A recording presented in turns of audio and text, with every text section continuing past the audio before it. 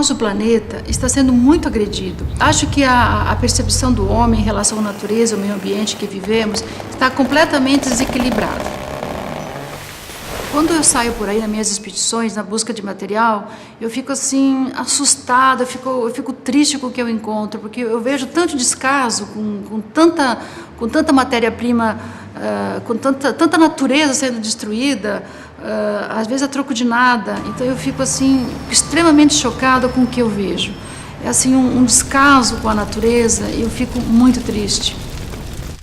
Olha,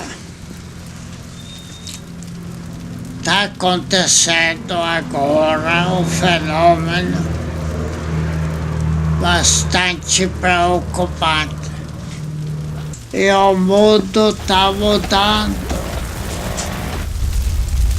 A saúde do planeta corre um perigo muito sério se ela vai esquentar um pouquinho mais.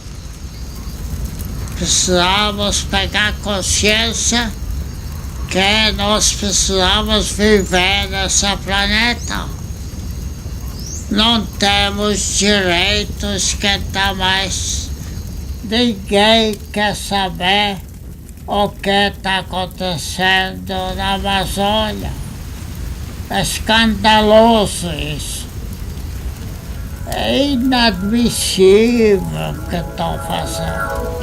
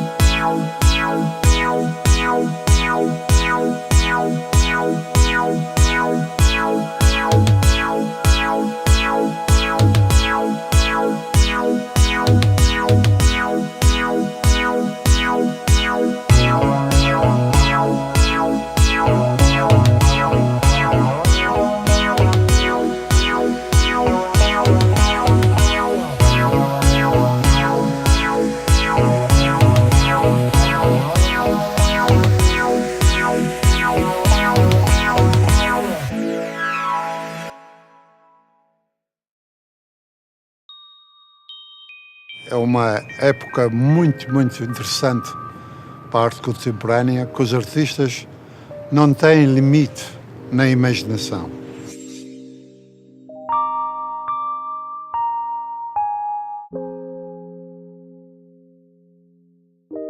Através das minhas obras, eu me sinto uma guardiã da floresta, porque eu transformo aquela raiz que iria ser descartada em algo assim bonito, eterno, uma obra que você possa admirar em sua casa, no seu escritório, enfim, em algum ambiente.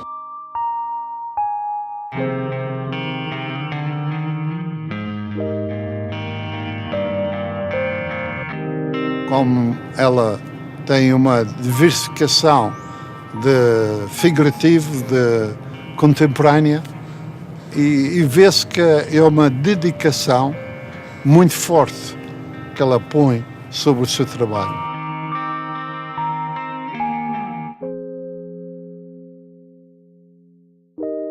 A arte tem coisas elementos da natureza, do dia a dia da gente, como ela usa no fazer da arte dela, que nos ensina muito a usar coisas que a gente já tem, tá entendendo? E dali, com o olho assim bem estético e carinhoso e artístico dela, ela cria obras de arte maravilhosas com coisas que vêm da terra. Bem, o meu processo começa primeiro na busca do material. Eu sempre fico sabendo onde tem assim uma área de destocamento, um carvoeiro, um resíduo de floresta de manejo, fundo de rio, uma área seca, algo que está jogado em beira de estrada. Então eu vou, dou uma olhada, faço a seleção, mando buscar, isso vem para o meu ateliê e quando chega o material eu vou girando ele na roldana ou com força humana e ali eu vou descobrindo o que dá para fazer. E ali eu começo todo o processo de selecionar, de desculpinizar, de secagem e depois começam a esculpir, ou a pintar, ou a pregar, a colar. Tem vários processos. Aí eu descubro que eu tenho que tirar, às vezes até faz interferências de acrescentar, para até ter uma harmonia e se transformar em esculturas ou obras de parede.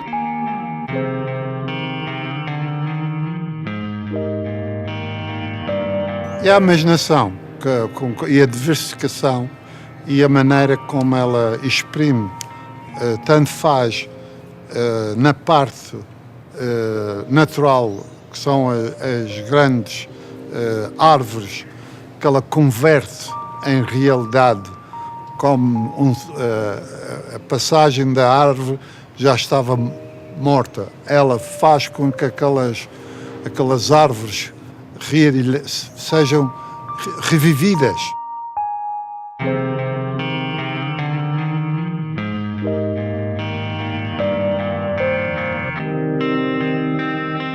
Você não viu antes, mas você vê pela primeira vez, toda vez que você vê uma obra da Bia, você vê que é a Bia.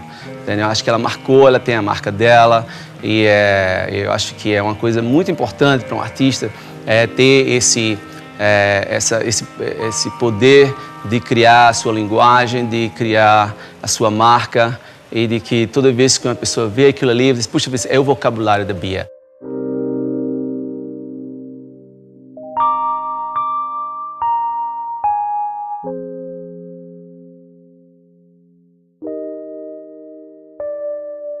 Eu nasci numa fazenda no interior de Santa Catarina. Na minha infância eu não tive contato nenhum com a arte, porque na minha cidade não tinha nenhuma galeria, não tinha nenhum museu. A referência que nós tínhamos era dos meus pais, que eram italianos, e eles contavam as histórias vividas na Europa. Alguma coisa que eu me lembro bem era o meu sentimento em relação à natureza. Eu me lembro que teve um episódio que meus pais saíram para uma viagem ao Rio Grande do Sul e eu fiquei sozinha em casa. Como todo bom italiano, meu pai tinha uma plantação de uva com mais de 200 pés. Estava fora de estação e toda aquela galhada estava seca. Aquilo me dava uma tristeza tão grande que eu resolvi mudar. Fui até o galpão do sítio, encontrei um galão de tinta azul e pintei toda aquela galhada seca. Fiquei feliz que tudo estava muito alegre. Até meu pai chegar e me dar uma boa surra.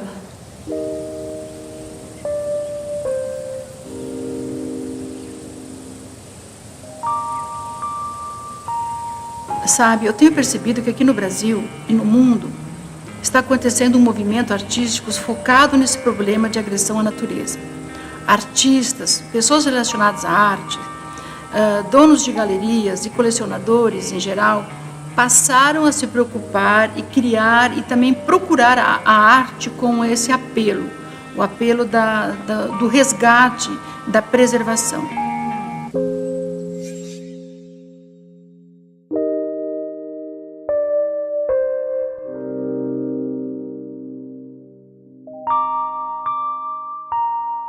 Aqui no Brasil, nós temos um grande exemplo, que é o meu querido amigo e mestre, o Franz Krasber, que ele há muito tempo vem debatendo e tentando expor esse problema. Agora, mundialmente, tem muitos artistas que já começaram a fazer arte para salvar o Brasil e o planeta. Na árvore, aqui, concreto armado. É a cozinha dele. Olha, fiz um pedaço da floresta que ficou para fora, lá em Balbina, na hidrelétrica.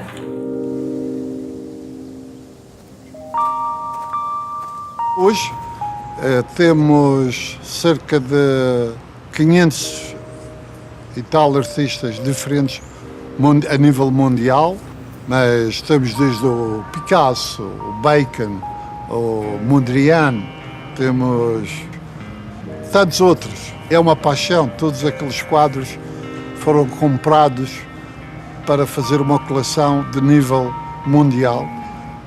É o desejo de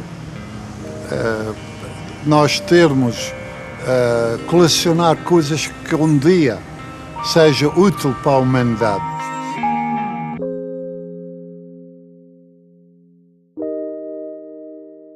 Quando eu primeiro conheci a Bia, quando eu fiz uma exposição em Miami, numa galeria que era o Gary Narda, que é o maior galerista do mundo, especialmente relacionado com a América Latina. E eu senti, disseram, e eu perguntei, quem é este artista? O que é que ela faz? E eu não conhecia, nem nunca tinha ouvido falar desta artista. E eu fiquei surpreendido pela simplicidade que ela me transmitiu desde o primeiro dia.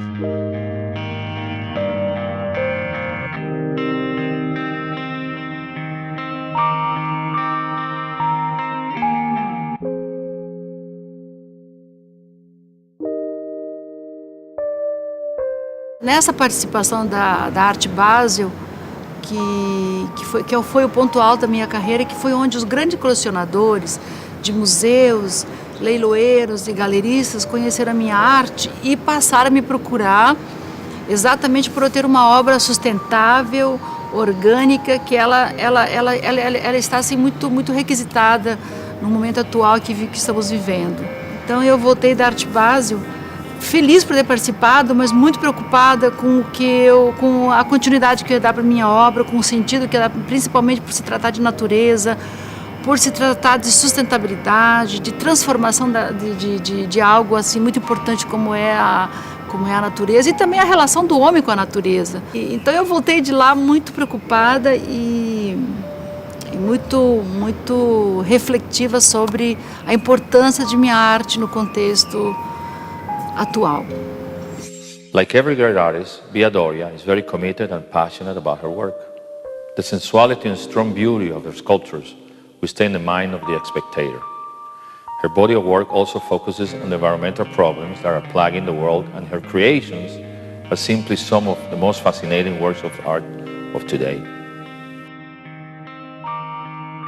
Que a Bia, ela resgata árvores, especialmente a natureza que foi deixada. Aqui você tem árvores que às vezes ficam no rio, sei lá, um pedaço de árvore que fica em qualquer lugar, assim, e ela vê aquilo ali como uma obra de arte. Outro dia mesmo eu estava em Campos do Jordão com ela, a gente foi para uma área e ela viu coisas assim, sabe, que estava lá, cada uma daquela peça ela estava vendo o que é que ia ser. Então, acho que é maravilhoso isso, com certeza. Ela criou a marca dela e, com certeza, ela é uma grande inspiração para muitos jovens artistas também. Acho que a transformação que eu faço da natureza acaba sendo uma trajetória de vida.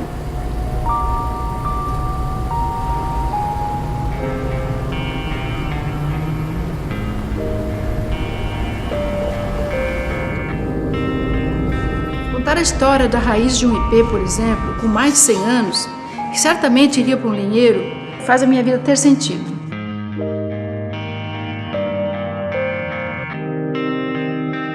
Hoje em dia que vê-se tanto desperdício bom e mau na humanidade, que eu acho que é bom, eu tenho que reconhecer que ela não é só pela arte, mas também pela imaginação que ela transmite do seu trabalho.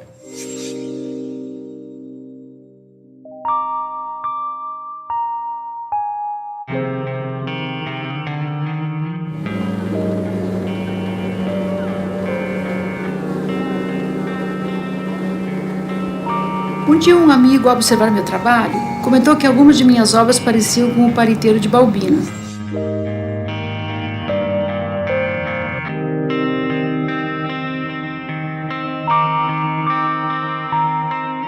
Fui pesquisar e, para minha surpresa, descobri uma das maiores agressões já cometidas contra a Amazônia.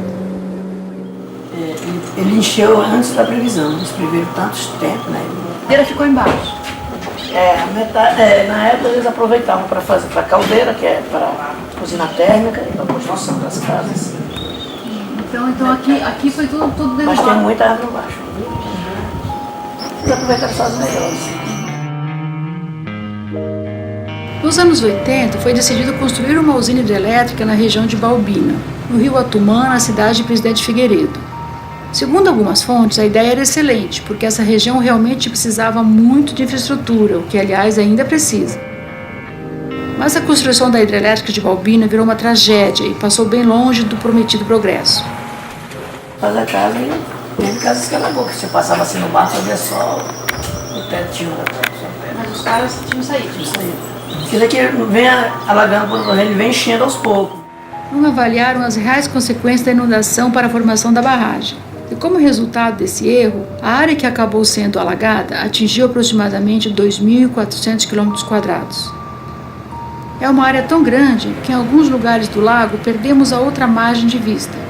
O pior de tudo é que toda essa inundação só consegue gerar aproximadamente 2% do que é gerado pela hidrelétrica de Itaipu, cuja inundação do seu lago até então era considerada uma das maiores do país. Porém, para minha surpresa, Itaipu mede apenas a metade do tamanho de Balbino.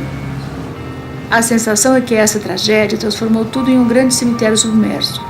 Da floresta riquíssima sobraram apenas troncos e galhos que ficam para fora do lago como se fossem braços nos pedindo ajuda.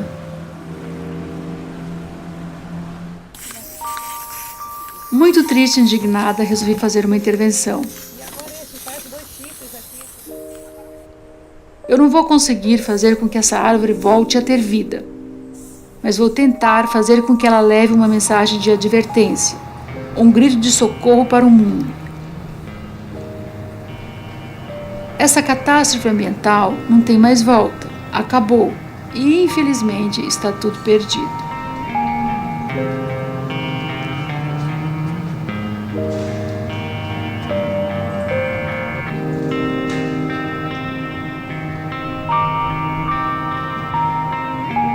Deixo aqui essa tinta vermelha, não simplesmente para dar vida a uma obra de arte, mas sim para representar o sangue de todas as vidas, entre árvores e animais, que um dia existiram aqui.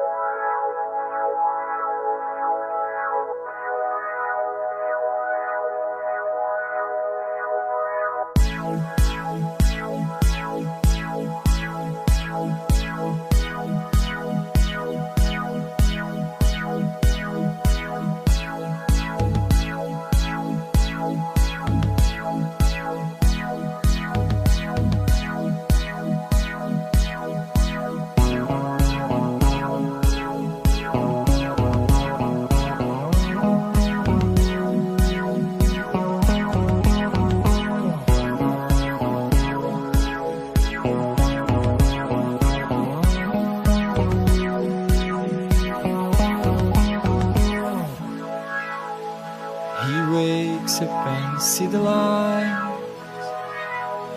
He's sober for the first time, beginning of a new life. A naked man in the sky.